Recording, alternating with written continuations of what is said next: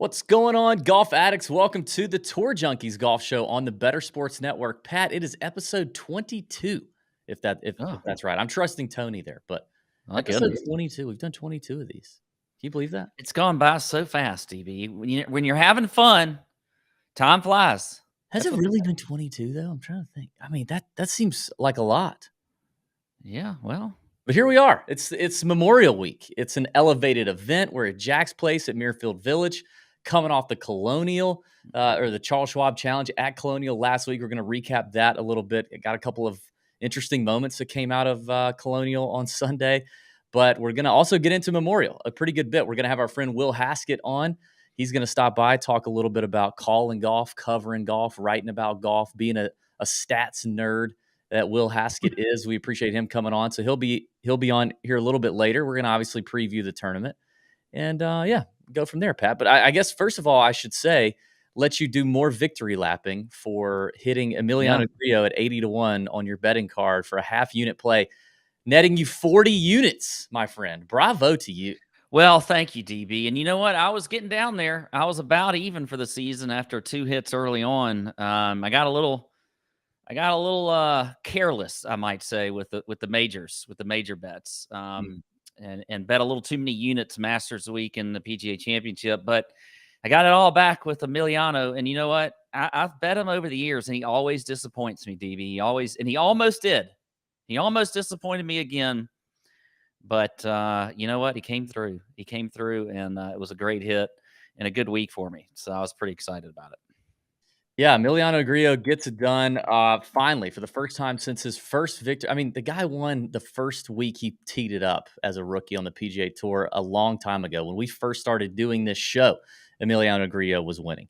I got another tartan jacket situation going on. If you win Colonial here, you can see a massive trophy too. I mean, the people at Colonial are just like, we are going to win the largest trophy prize for a golf tournament because that thing is like 4.5 feet tall. It's huge, and you get a Bronco, and you get now the Bronco is that thing was sweet. Oh, looky here! Whoa, why am I just popping in here like Speaking this? of things bets you did not win, here is here's the punishment that was inflicted on you. You know, you spun our betting wheel back at the Waste Management. You lost a bet to me, and you had to post a sexy pic on Instagram or and Twitter. So here you go. Look at Pat just enjoying the Memorial Day vibes. Dude, that's as sexy as I get right there, DB. That is peak Pat sexiness right there. Yeah. So without a doubt. Tony, you should just leave that up there the whole show. No, we don't need it. We don't need to ruin people's eyes like that. Grillo gets it done, 80-1. It's a tremendous hit by you for sure, Tony. You're just gonna keep doing it. And listen, you know, there was some interesting things that happened at that golf tournament on Sunday. I mean, what a strange final round it happened to be. I love that Tony's still leaving. Tony. You know, just strange things happening. Really, really strange. I mean, what the crap was Grillo doing with what did he have? A 2-shot lead? 2-shot lead on a very tough golf course. Nobody's making birdies on those last few holes. I mean, if you're just a casual golf fan or not even a golf fan at all, or do you just happen to be watching, you barely watch anything. And I'm like, hey, on Sunday, the guy with the lead hit it into an aqueduct. I mean, are we playing in ancient Greece? Is that what that was? Was that what they called it? Yeah, I think that's what it was. I mean, it was kind of a glorified ditch, but I think, I mean, on the radio, they were saying... What makes it a glorified ditch? Just that it had water in it? Yeah, but well, it had cement, you know? So, like, a ditch to me is like, it's got a lot of dirt and stuff like that. Like, it's not, like, paved. So it's like a high-class ditch. Yeah, basically. Okay. But, I mean, the last time I heard the word aqueduct was like when I'm in, you know, we're in middle school and we're learning about ancient Greece or elementary school, you know, and they're talking about the aqueducts that brought water to all the peoples in Rome and stuff. True. But Emiliano hits it in there. And I mean, you know, I'm thinking this is over. I'm thinking it's over. Emiliano's got it. Now we were also, I mean, we were obviously pulling for Grillo because you had him on the card, but we were also pulling a little bit for Adam Schenk because our good friend and caddy, Brett Swedberg, was on the bag for Adam in his very first week on the job. He's going to be full time with Adam Schenk now. So we were kind of cheering for him too. But like Grillo just lets everybody back in. It was the weirdest thing. I think we have a clip of this ball just trickling down slowly, and everybody's watching it, following it along, and videoing it. Grillo's like, "What am I supposed to do with this? What is happening?" As his possible tournament hopes for victory just gradually drift on down that uppity ditch. You know, that real high class ditch. Yeah. Do we have the clip? We don't have a clip. Sees the shot. Uh-oh. Goes ahead and swings away. This is right going right. You got to watch out here. Well, that was deep. Just to clarify, he's going toward the tee, not going to make it all the way that far back, but it's going to get to an area here.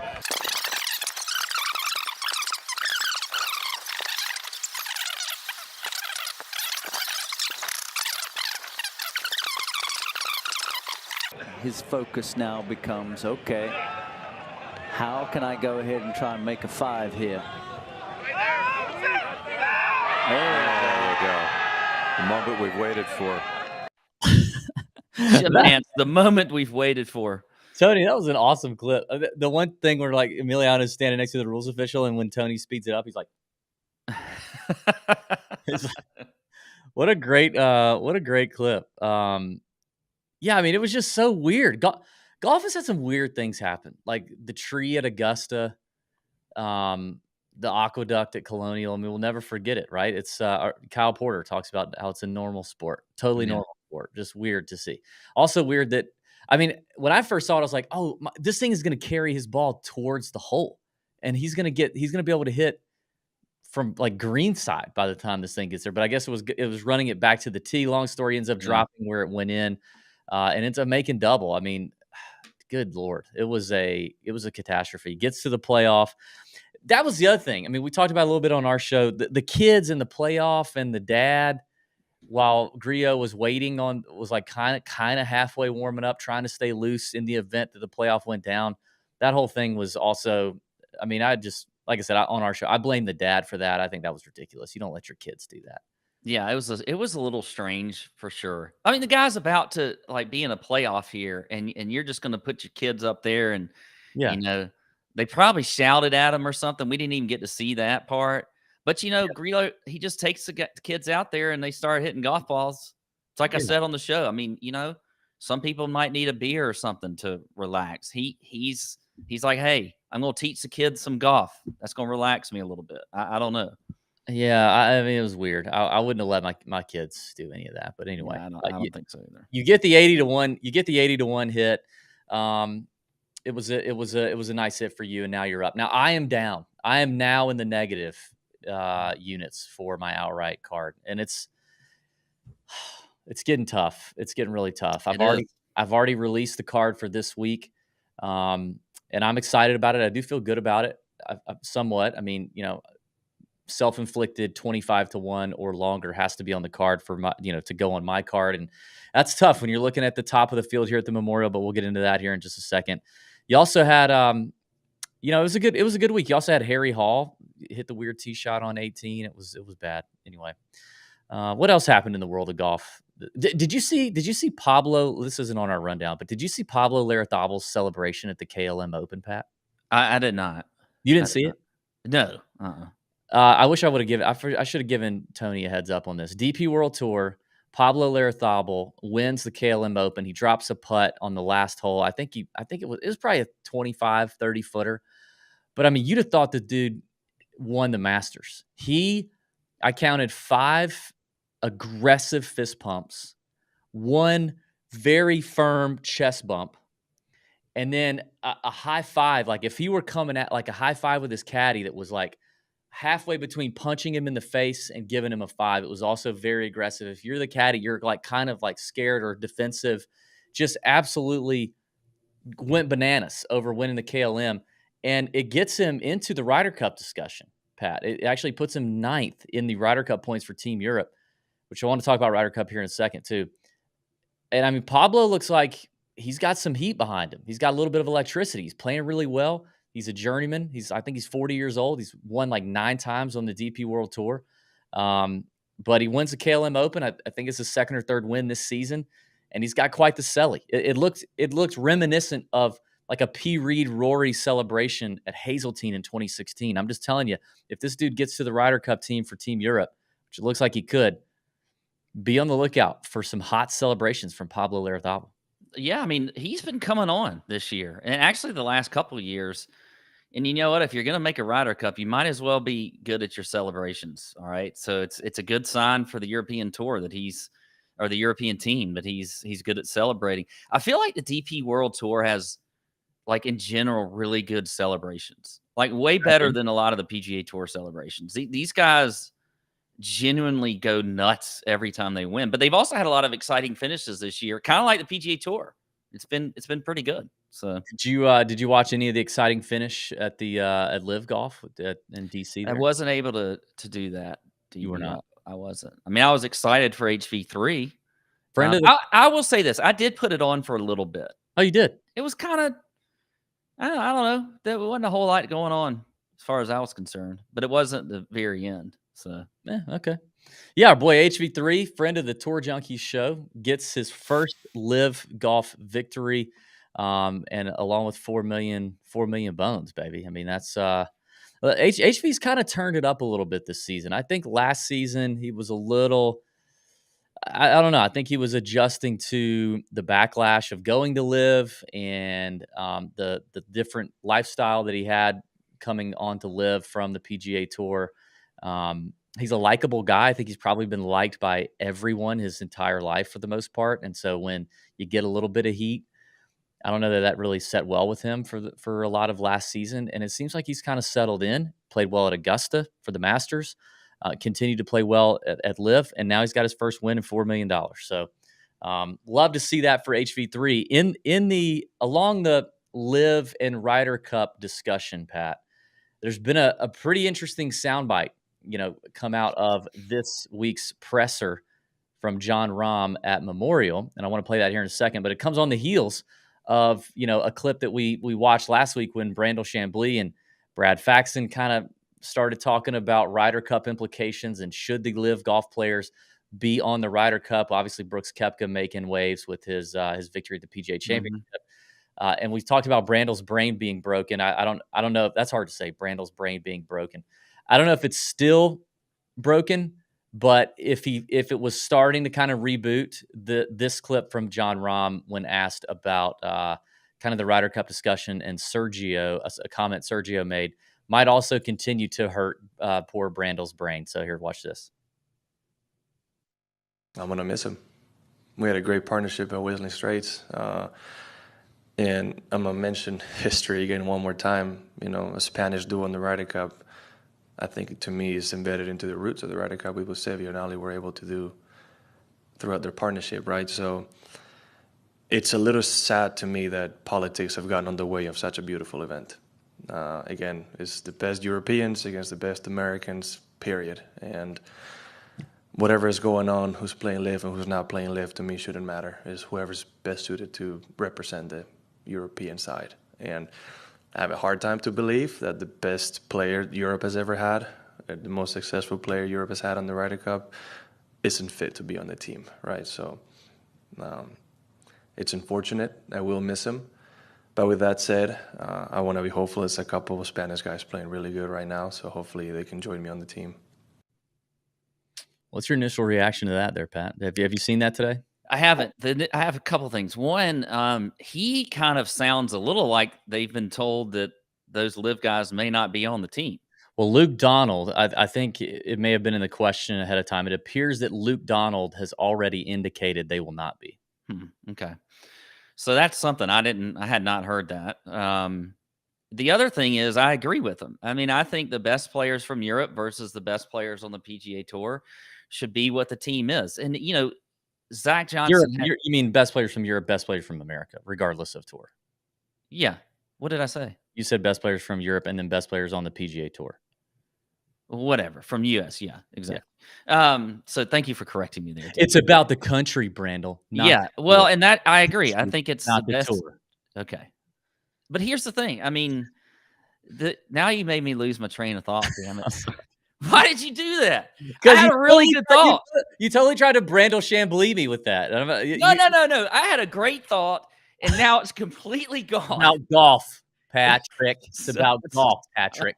Well, I Not do the agree. tour, not their tour. Listen, About golf and their country. I do agree with John Rahm. Okay, here's what I was going to say.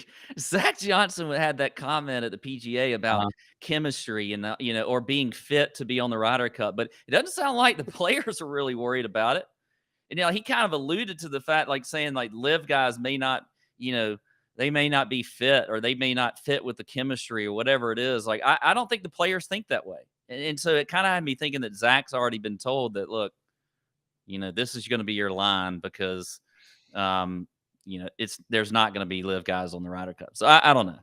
Yeah, it is interesting. It seems that the players themselves just want the best players on the team, regardless of tour. And that seems to be true, I believe, on the American side and on the European side. And Sergio, it made me think about Sergio at the US Open. Like I haven't dug deep into Sergio's track record at the US Open, but Sergio, the next couple majors, I don't know where he stands in terms of the Open Championship. I would assume he's qualified for the Open Championship, but I'm not sure. But he just qualified for the U.S. Open, and I want to watch out for him because he could be kind of a dark horse in both of those with a lot of extra motivation to do what Brooks Koepka has done and make these captains change it up, change their mind, force their hand, take some heat. I don't know, but I mean, Sergio is undoubtedly one of the greatest Ryder Cup players ever. And it's not like he's washed up. He's not Lee Westwood. He's not the same Sergio, but he's not Lee Westwood. And so if you're Team Europe and you're looking at kind of the bottom end of the team that's possibly going to be qualifying for the Ryder Cup through like DP World Tour status, I don't know if that's great. Tony says he's missed 3 of the last 5 cuts at the US Open. So yeah, I mean, he's going to be one to watch. But interesting to get that soundbite from John today at the Memorial press conference. So, all right, let us take a break real quick. We're going to come back. We're going to talk about Memorial. We're going to talk to our friend Will Haskett about covering golf and about his book, The Science of Golf, about being a data nerd, all kind of good stuff. And we'll get into previewing the Memorial from Muirfield Village at Jack's Place. All right, so stay right here on the Tour Junkies Golf Show on the Better Sports Network. Bye weeks are so incredibly important in best ball because you can't change your lineup. You can't grab somebody off the waiver wire. You don't make changes. So you've got to be prepared. If you're taking 4 quarterbacks because you want to be sure you got to be very methodical about the schedule, especially the bye weeks. Yeah, that's a good point by you because I don't, in redraft leagues and in especially in dynasty leagues, I don't give a damn about bye weeks in a dynasty league. I'm taking the talent that I need. Especially if it's like a startup dynasty league, man. And so, that's created situation. Matt Deutsch's league last year, I had a glut of, it was like week 9, I seem to remember. It was the bye week of death for me. Like, it's a 2 quarterback league. I had a bunch of QBs. They were like all on the bye at the same week. It was insane. At best ball, you've got to really be strategic about that. And it's almost more important than the statistics that you might put next to the player as the bye week to let you know, no, I can't go there because I got this guy, this guy, and this guy already. You have an opportunity to get a quarterback you want, but your first 2 have the same bye week. You just can't do that to yourself. You have to be thinking it through. I do pay attention to bye weeks in my drafts. I just do. It makes me a lot less of a struggle bus situation when it comes to Mageddon. I don't want to have 4 players. I don't want to have all my wide receivers and just be playing scrubs. I don't want to have to get rid of a player that I like, that's healthy, that's performing for me just because out of desperation.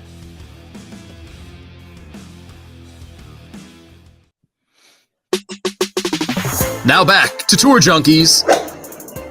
Damn it! Hit one good f***ing iron shot. I don't think you like that one. On Better Sports Network. Our boy Drew Phelps over at Fantasy Alarm has his preview of the Memorial Tournament available now, breaking down everything you need to know about Jack's Place at Muirfield Village. And it's not just golf, covering 10 different sports. You also get all-pro access to Fantasy Alarm for the award-winning DFS playbook, fantasy football and NFL betting, plus tools, podcasts, and the Discord chat. And for a limited time, get all this for 50% off your first 6 months with promo code ALARM50 at fantasyalarm.com. Start that free trial today. Check out our boy Drew Phelps' content. I love it. He's such a good dude. He knows his golf. He knows his golf too, Pat. Another guy that knows his golf is Will Haskett. Let's bring in Will Haskett, SiriusXM PGA Tour Radio broadcaster, author of The Science of Golf. He does some ESPN Plus coverage. Will, how we doing? Boys, thanks for having me. This is fun. Of course, man. Thanks for coming on. I want to ask you this. You've done a lot of coverage for Memorial, and our boy Drew Phelps in that Fantasy Alarm article asked a question, and I would like to ask you the same question. When you hear the name Jack Nicklaus, what's the first thing that comes to your mind? Is it the major count, or is it kind of like what he's done for golf in his later years? Yeah, I mean, I think it's the greatness of all time, right? It's the great argument of, who you're going to pick between him and Tiger. I tend to lean towards Tiger, but then I think just in terms of from my age standpoint, like our generational standpoint, it's like we grow up as fans of Tiger and what he did on the golf course, and we learn from Jack, right? Like, I'm too young to really have, I was 5 when he won the 86 Masters. So I have no actual tangible memory of him being the greatest that he was. You learn about that. But I've had the pleasure of interviewing him one-on-one a couple of times. His perspective's always been just absolutely incredible, just about what sort of the game is. And then, you grow up playing enough golf courses, you see enough Jack Nicklaus designs, you view him in sort of the same light you view a lot of the, I'm an Indiana guy. I live in Indianapolis.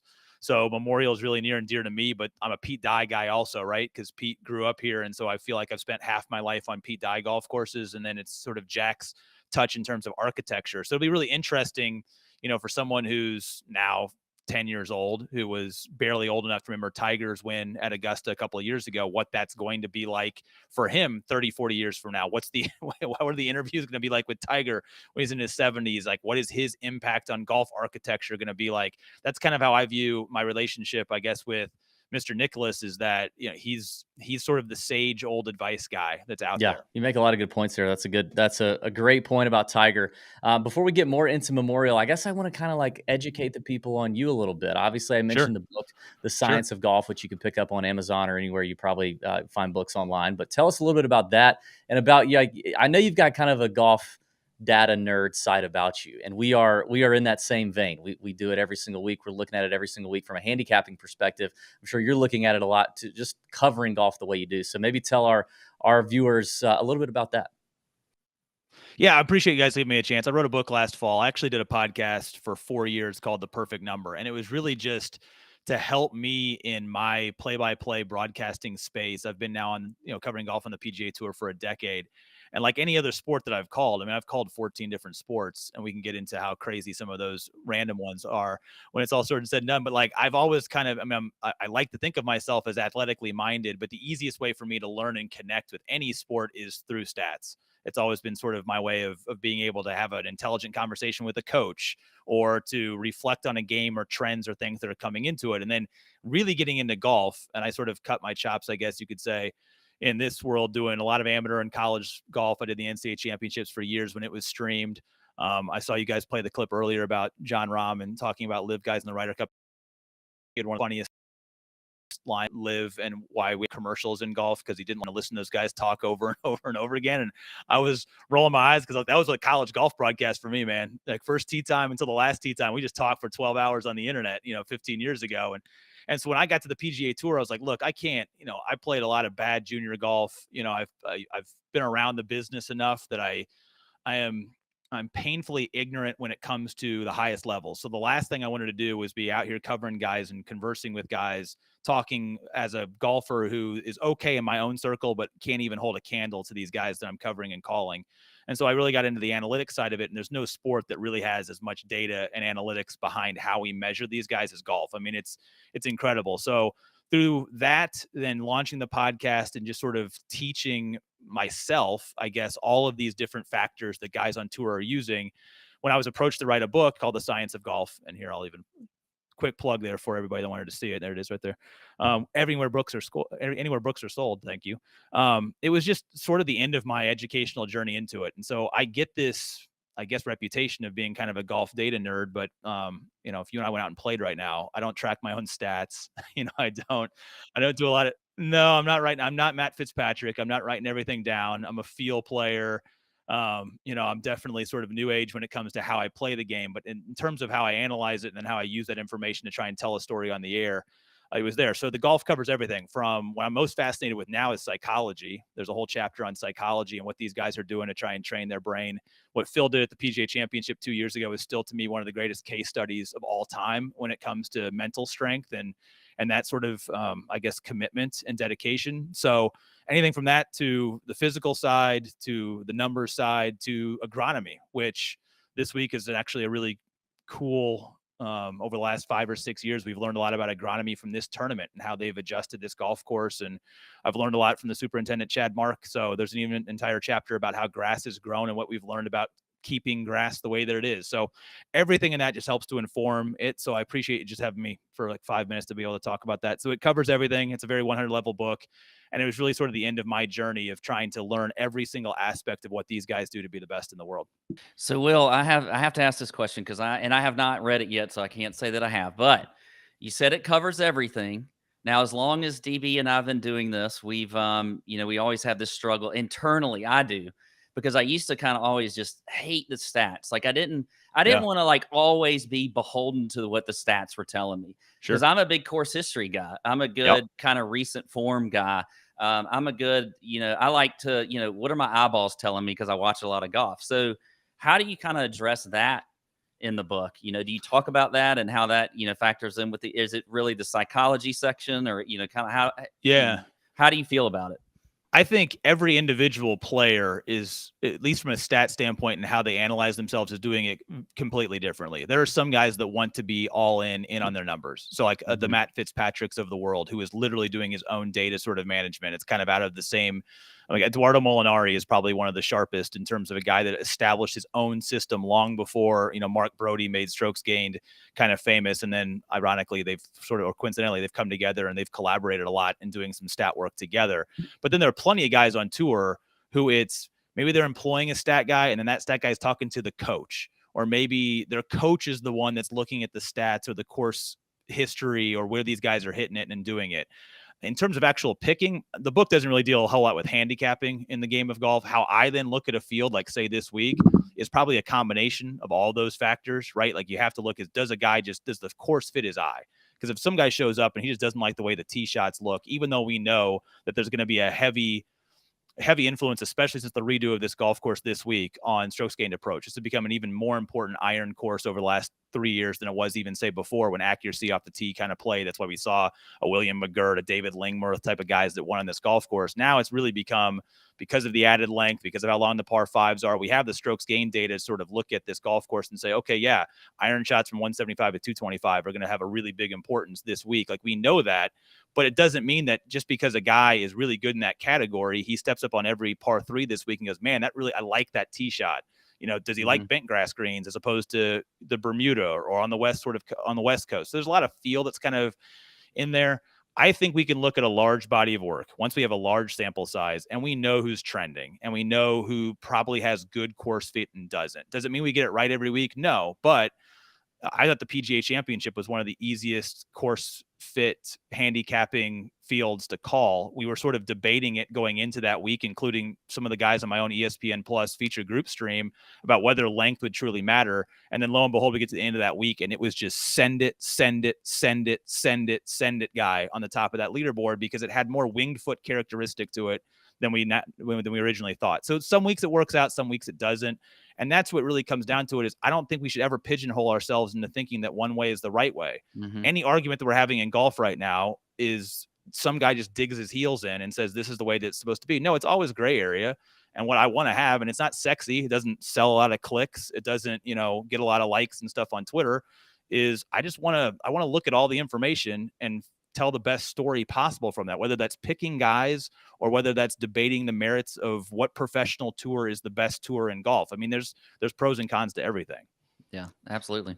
Boy, you hit the nail on the head there with if you could be coming, let me just talk about my own game, which I don't keep any of my own stats or whatever, but if I could come into, I could be coming into a golf course where I'm playing well, I'm hitting it great, I have good feels, whatever, half dozen swing thoughts in my brain are all coming together and things are working out nicely and I'm confident. But you put me on, you mentioned him, a Pete Dye track, and I'm automatically going, oh no, God, I don't want to do this. Because he's intimidating you with his eyes. Like he wants to scare you off the tee. Yeah, and that's my problem is like erratic driver situations and off the tee game. I know that's my problem. So when I get to like, I'm going to Hilton Head next weekend for next week for vacation. I go to Harbor Town. I don't want to go near that golf course. I don't want to play the golf course. It doesn't matter how good I'm playing. I just can't stop thinking about Pete Dye and that one hole he let his wife design on Harbor Town that kills me every time. So there's a lot to that. I think that's 100% sure. I wanted to ask you, you brought up the ESPN Plus stuff.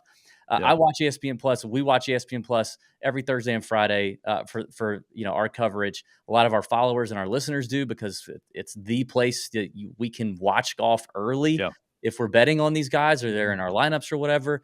You do a great job on ESPN Plus. I'm just curious to know your prep process. I mean, obviously it involves a lot of, I'm sure, research, but you had a funny picture. I think it was last week that you kind of look like me. I don't know I probably like Pat too, but where like we actually hand write a bunch of stuff before our podcast, which some people might think is kind of weird, but I mean, I just have papers after all week.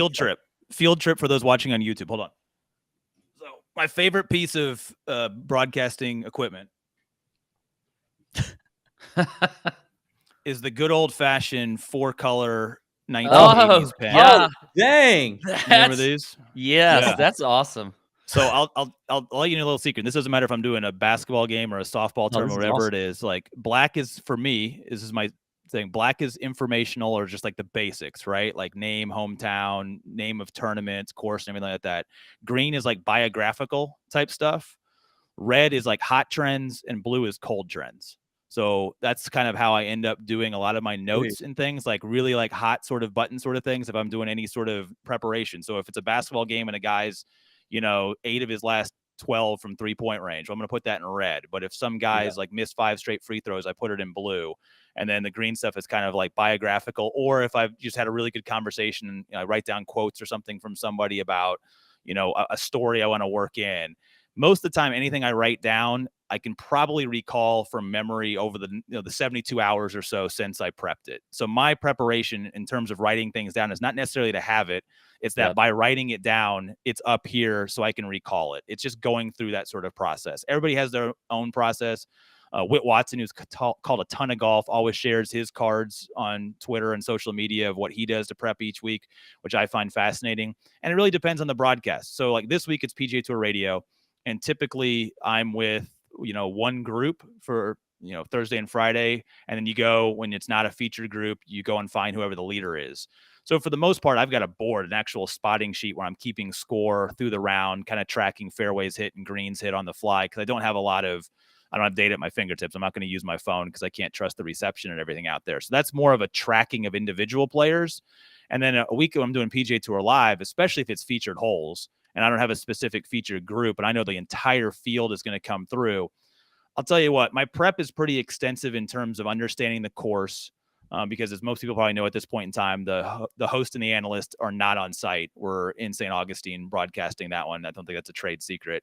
Yeah. And then we got the guys that are out there actually walking the golf course. So a lot of it is understanding the golf course, trends of that nature. The Canadian Open next week I'm working is different because it's a rotation. So we're going to have a course that hasn't hosted it in a shot link era, I don't think. So that's going to be really hard to get really good nuggets and stuff on that golf course. And then the shot link computer itself, with the tracker technology that the tour has, which I know a lot of your listeners have no idea what that is and won't have access to. It has so much stuff in it. And I'm so fortunate that I guess a little geeky side of me can navigate through that thing really fast.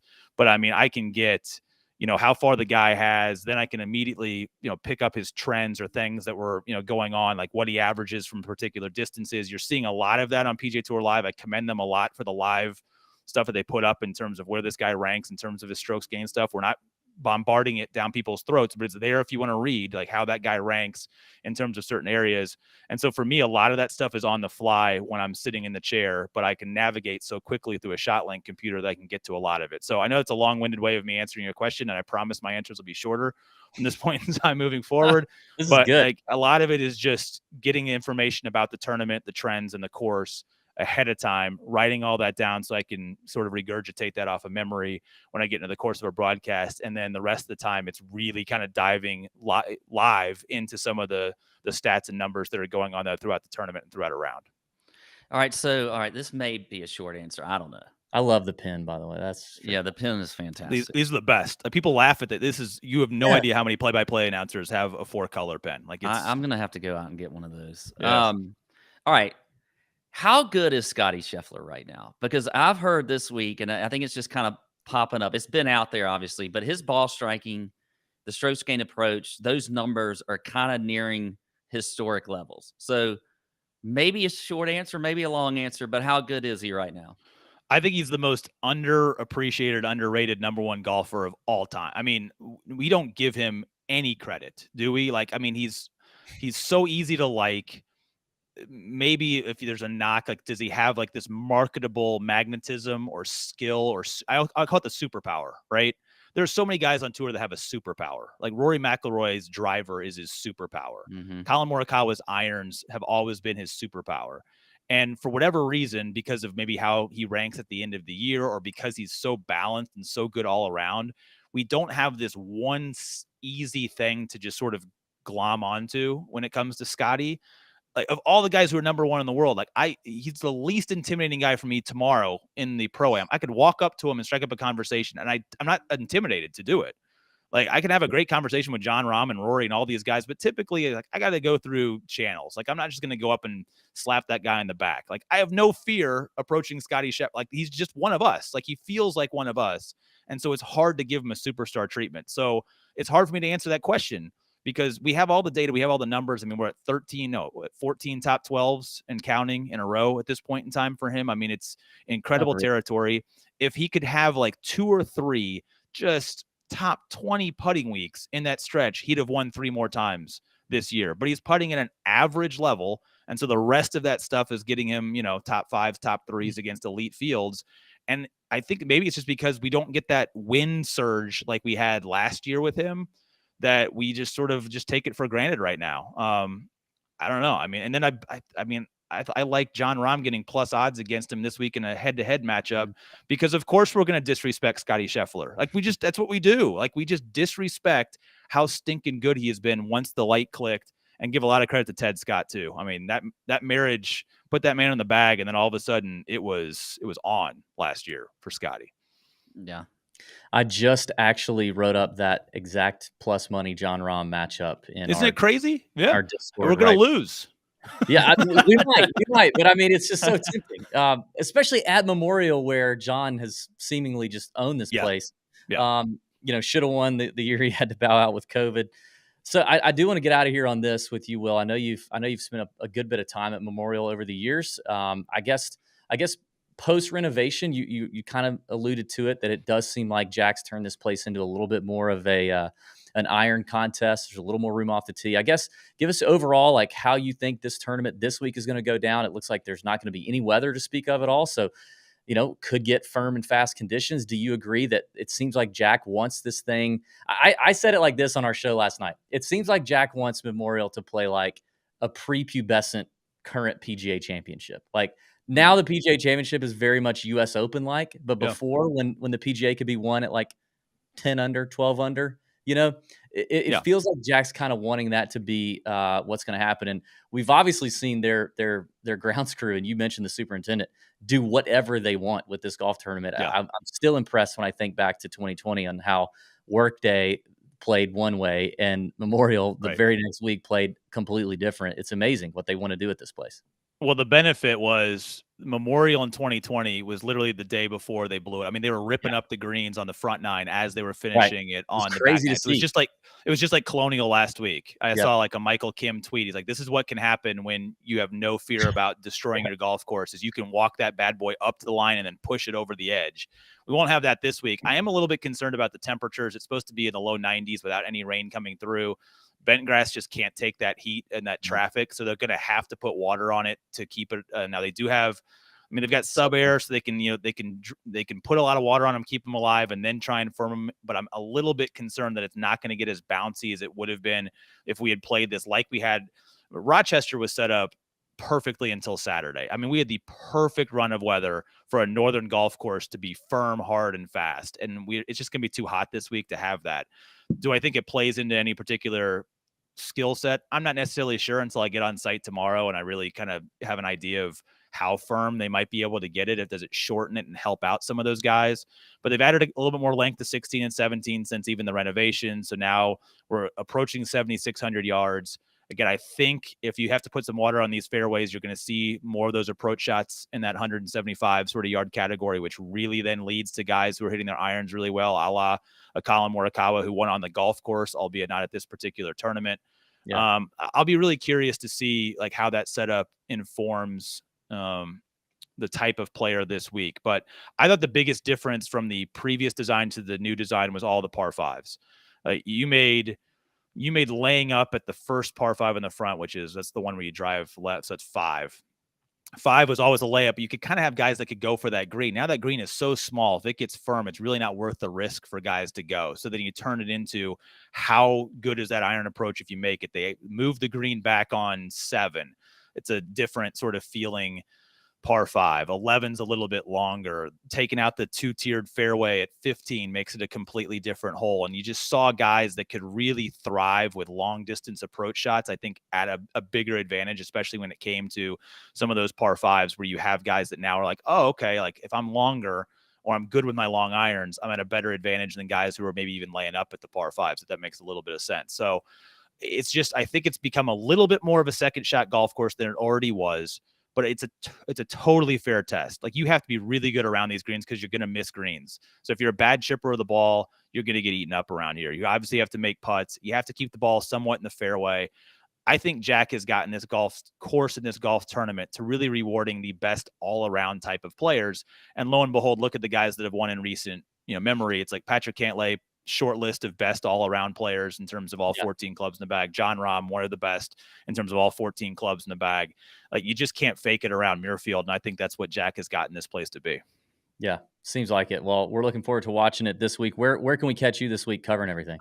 So yeah, I'll be on PGA Tour Radio. So that's free on PGA Tour digital platforms, but always on SiriusXM. So noon to 6 Eastern. I think our air times on Thursday and Friday, and then I think 1 to 6 on the weekend. So hopefully I get a winning call. That's always my little tiny competitiveness at the beginning of the week. I want to be with the winner come Sunday. So we'll see if that comes true, but it's always special. Milkshakes in the locker room, all of the same stereotypes of this tournament every week, but it's awesome. Like I always feel like it's kind of the start, and we had a Northern PGA this year, but it always feels like the start of Northern golf. So any of us that grew up in the Midwest, like this is always a really special week because we kind of come out from hibernating. We've got Memorial Day behind us, the bent grass and the bluegrass, and we get to finally play or watch PGA Tour players play on real grass after all that weed stuff they play in down south there where you guys are. So, it's we always like to joke about it. We've been playing golf since mid-January, so I know. Well, you know what? You got to play on bad grass compared to us to be able to play all year, so that's fine.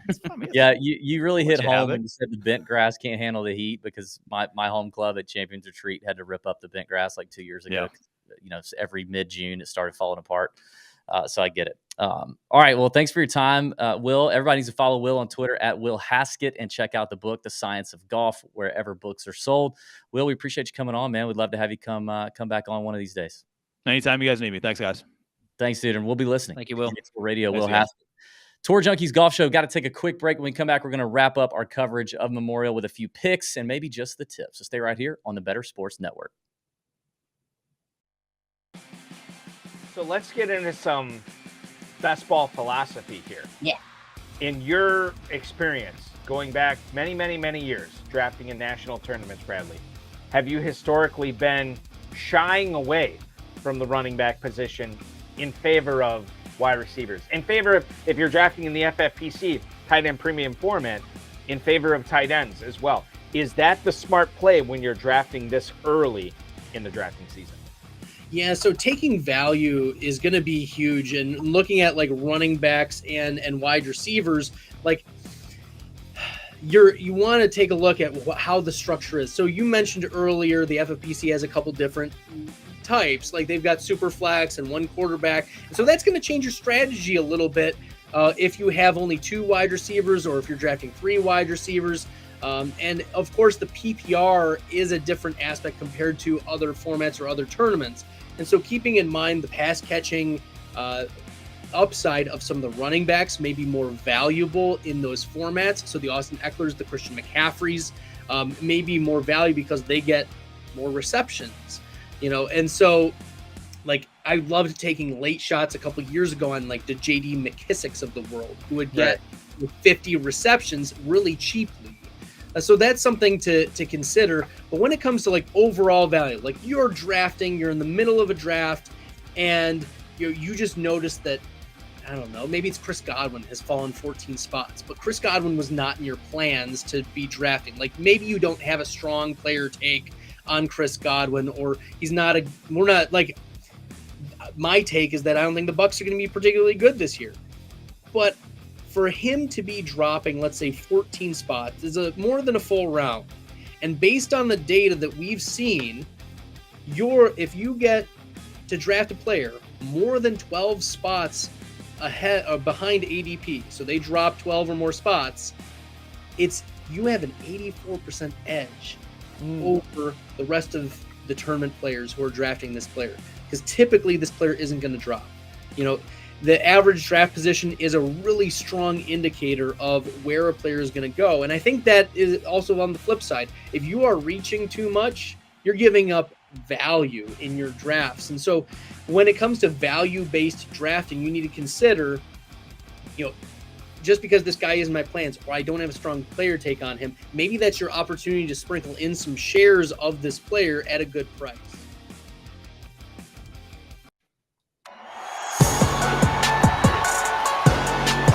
Tee off with the Tour Junkies on Better Sports Network. Welcome back to the Tour Junkies Golf Show on the Better Sports Network. Final segment, we're going to talk a little bit about Memorial. We're going to give you maybe some first-round leader bets, I think. We've got our cash game lineup, which cashed last week. Thankfully, we had Emiliano Grillo in that lineup. Thank you, That Pat, helps. That helps. for that. Yeah. Maybe get into just the tip. I don't know.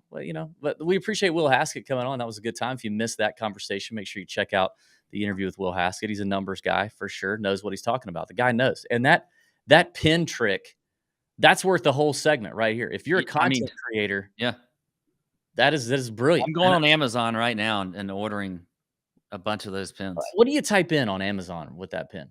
You're in the search bar right now. What are you typing? Multicolor pin.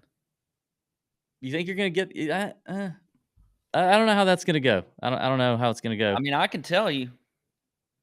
I don't know. We don't, we'll see. Multicolor pin. Do you go like old? Oh no. What? Multicolor pin all in one pops up. All in one. That was the key. We needed that one. Okay, good. Well, get you one. Get one for your mom, and maybe get one maybe for your father. Your Father's Day's coming up. Get one for your dad. He needs one. Tony bought one for his daughter last week. Oh, there you go. All right, let's talk about Memorial a little bit. Like, I'm excited about this tournament. It's an elevated event. We've got a stacked field. We talked about Jon Rahm, Scotty Scheffler, Rory's in the field. The field is deep. It's it's Jack's place. It's milkshakes. It's handshakes with Jack. It's it's Memorial. It's beautiful. It's in Ohio. Great course, mint condition. Jack's going to test these boys, because he wants to establish his dominance, like Mr. Nicklaus typically wants to do. I want to talk about from a DFS perspective. I'm going to take over here and do just the tip, Pat. Okay. Just the tip. All right. We're going to get into this. DFS wise, I want you to think about something.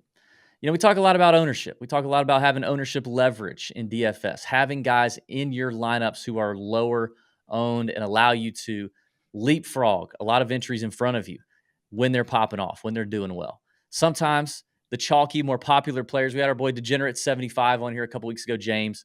He loves to fade that donkey chalk, and that's not a rap song. It sounds like it could be. Fade that donkey chalk. But he loves to do it, and I get it. I think that's one way to do it. You can also eat a little bit of chalk in the right spots with the right players, as long as you have the right combination of lineup. And I think one way to think through what's going to be a popular, who's going to be popular, is to think about lineup construction. And when you look at this week's DFS slate, we're going to get into picking cash games here, a cash game lineup here in just a second. But when you look at this week's DFS slate, and you've got Scotty Scheffler, Jon Rahm, Rory McIlroy, and Patrick Cantlay as the top four players up in the 10K range. Patrick Cantlay is an absolute course horse for Memorial, for Muirfield Village. John Rahm, we know his record. Obviously, Scheffler's doing his thing. You know that people are going to make lineups with those players in them. Those guys are very rarely going to be skipped. So you know right off the bat, okay, a lot of people are not going to be able to avoid having one, maybe even two of those players in their lineup. And then you start going down the board and you find guys like Xander Schauffele who are going to be popular, Colin Morikawa, Victor Hovland at like that $9,700 price tag or whatever. And you think, okay, well, they're going to want those guys in there too. I think understanding that the popular way that people are going to go about building their lineups is they're going to have a couple of guys from that range and above. And so when you realize that, you go, okay, well, if I do that myself, it makes it really hard to fit in golfers from which price range. I would argue this week, that's the 8K range. If I put Victor Hovland and I put Scotty Scheffler or John Rahm in my lineup, I'm just going to go Hovland and Rahm. My average price is $7,300 for my remaining four players. Now, I might jump up and say, oh, I'm going to get a little Siwoo Kim at 8K, and I can still be in the low sevens. But it likely means that the 8K range is, yes, it's full of a lot of names that people are going to talk about on podcasts, they're going to write about. But are people actually going to get there in lineups as they start to build lineups? And I would argue in a week like this week, it's tougher to make yourself do that. So understanding popular lineup builds and lineup construction, I think, is key to helping you understand chalk and where it's going to fall. Pat, in our PGA Tour article we write for Golf Bet every week, talked about it this week. He said, why don't you try to be different? Start constructing your lineups in the 8K range. Now, it doesn't mean you weren't talking about, you didn't mean like fade everybody in the 9K and 10K. Oh, no. Yeah. You just meant all right, I want Corey Connors and I want Ricky Fowler. Now, see who you can fit in comfortably in that 9K and above range. Maybe it's just Patrick Cantlay, and you're comfortable with that. But just by starting your lineup with those two players and then not having the two above the Hovland mark and above, you're probably going to differentiate yourself a little bit. So understanding that it's not just about, okay, what is everybody projected at as individuals, but understanding how lineups are probably being built based on the pricing for the week. Would you have anything to add there, Pat? No, I agree. I think you're right. I mean, because I think a lot of us will tend to gravitate towards individual players and what their ownership could be. But then what you're really talking about too is like, what is the strategy going to be for that week, and how are people going to build, and what is a way to maybe be different from that? And because there are a lot. I mean, every tournament it seems like with the way pricing is in DFS. And the way the course is and everything else, like there's a lot of different factors with, how the strategy is going to be that week. So I definitely agree there. So, yeah. Good. Let's get to while we're here on DraftKings, let's do our cash game lineup right now. Let's build that. All right. So this is our cash game lineup for 50-50s or double ups in DFS. So simply trying to get 6 guys through this cut, double up our money and something like that. We're not trying to take down a GPP with this one. Less concerned about ownership. I'll start us off. I love Tyrrell Hatton at 9,300. Guy's playing amazing right now. And the little experience that he does have at Memorial doesn't bother me one bit. It hasn't bothered him at places like TPC Scottsdale or Quail Hollow or Sedgefield for the Wyndham. He's done just fine. I love Tyrrell Hatton. Okay. Well, I'm a big fan of Hatton this week too, so I definitely am with you there. I'm going to drop down, and this is like we just talked about here. I like Ricky Fowler a lot at 8,500. He's a guy has a lot of top 10 or top 20s this year. I think 7 of his last 10 starts. He's got a pretty decent history here as well. So Ricky Fowler, I think at 8,500 is where I'd like to go next. Speaking of a great history here, our boy Siwoo Kim at 8K. Feels fantastic right now. I mean, a winner earlier this season, a multiple-time winner on the PGA Tour. Not scared of anybody in this field, I can tell you that. Hits plenty of fairways, so he'll be playing from the fairway. The approach play has been sharp. His around-the-green play is very underrated. Love him at Muirfield Village at 8K. I'll take that. Okay. All right, so this is kind of keeping us right along the, median here. So I think the DB – I want to kind of stay in this 8K range. I like Hideki at 8,700. Love Hideki this week. So let's go with him. Past champion, got a great record here, and playing well, looking like vintage Hideki with the irons, I tell you. Yeah. All right, I kind of want to get a little different here, just a little bit. I don't want to go off the reservation, but I want to be a little different. What do you think about? I mean, Ben On, I think is going to be a popular play, but I kind of like him still. What do you think about? I've kind of warmed up a little bit to Tom Kim, and I don't think a lot of people are real interested in Tom Kim. But when you talk about accuracy, precision iron play, I mean, TK's the man. Yeah, I don't mind it. Also, he's definitely. I mean, he's not scaring leaderboards, but again, we don't need that really this week. We don't need to see him on the first page. He definitely is a cut maker. So I don't mind that at 7,900. So that's going to drop us down to 7,600. Yep. Pretty sure you don't want me to take Keith Mitchell, who I'm not going to take. But I tell you who I do like a lot, DB, and I'll talk about him if I have time for first round leaders. Denny McCarthy at 7,600. Okay. So there we go. I don't mind it. Denny worries me a little bit, but I tell you what, he doesn't miss 2 cuts in a row. He doesn't do that. So, so it's Tyrrell Hatton, it's Ricky Fowler, it's Hideki Matsuyama, Siwoo Kim, Tom Kim, and Denny McCarthy is your cash lineup. All right, hit us with a couple first round leader bets. We got a few minutes. All right. Well, I mentioned Denny. He's at 80 to 1. He goes off at 7:15 in the morning. Does have I mean, he was T5 here last year, DB, and I just think Denny on a course like this can play well. I think another couple that I like here, Harris English is at 75 to 1. He goes off in the morning. Also saw him play well last week. And then another guy who's very aggressive. And I think it's just a matter of time before he gets a win on tour. A little bit shorter odds here, but at 50 to 1, and he goes off in the afternoon. So may not get quite as soft or easy of a course, but Sahith Theegala at 50 to 1, I like also for first round leader. We know Sahith can run quite hot there.